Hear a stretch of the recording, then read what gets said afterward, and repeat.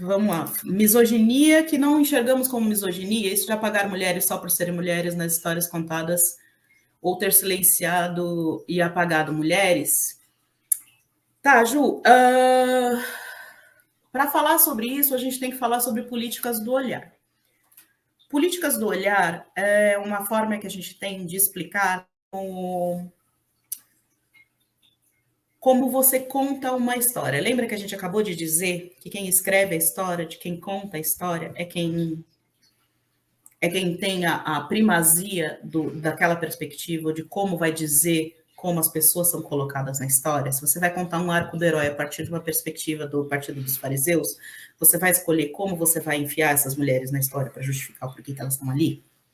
É mais ou menos assim que funciona.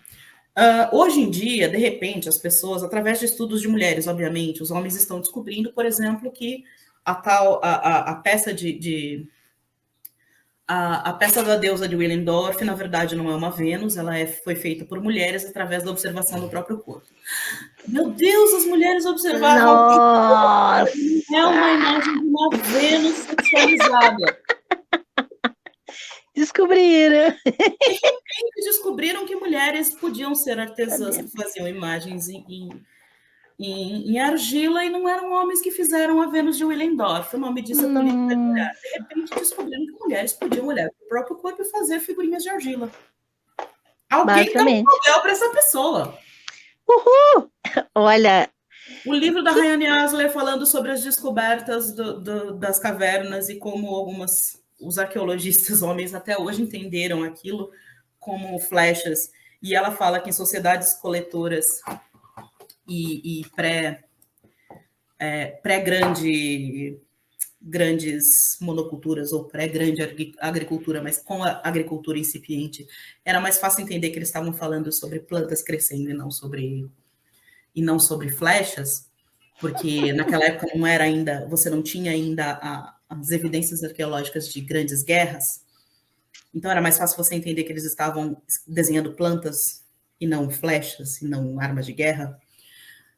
Essa é uma questão de política de olhar. Quem olha e quem conta a história vai enxergar aquilo que está observando de acordo com os dados que está recolhendo e de acordo com a perspectiva que tem. Quem conta a história vai contar a história a partir da perspectiva que consegue observar naquele momento e que é a perspectiva que a pessoa mais aceita e a perspectiva que ela tem do mundo. Então, quando a sua perspectiva é uma perspectiva majoritariamente ocidental, masculina e branca, tudo que você vai contar é a partir de uma perspectiva ocidental, masculina e branca.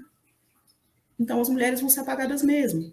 Hoje em dia está se descobrindo que boa parte, como as mulheres das regiões da Ásia eram as pessoas que cuidavam das plantações e dos rebanhos, e eram as pessoas que faziam uma parte do comércio, está se descobrindo que boa parte da escrita cuneiforme que se conhece também foi feita por mulheres. Feita por mulheres, desenvolvida por mulheres, e boa parte da matemática também. Então, aquela ideia que se tem de que quem desenvolveu a matemática foram os homens, quem fez isso foram os homens, sabe aquele papo masculinista de que toda vez que a gente está conversando sobre tecnologia, sobre desenvolvimento, sobre civilização e sobre humanos, se fala sobre, mas os homens fizeram com que a humanidade fosse o que é, os homens inventaram a máquina de lavar, os homens fizeram mais pelas mulheres do que as mulheres só reclamam.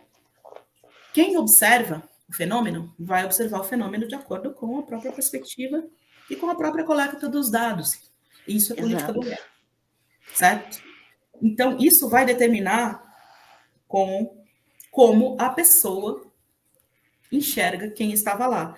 Essa ideia de que o homem pré-histórico também é mulher é magnífica. De repente, descobriram que na pré-história havia mulheres. Alguém dá um Nobel para essa pessoa.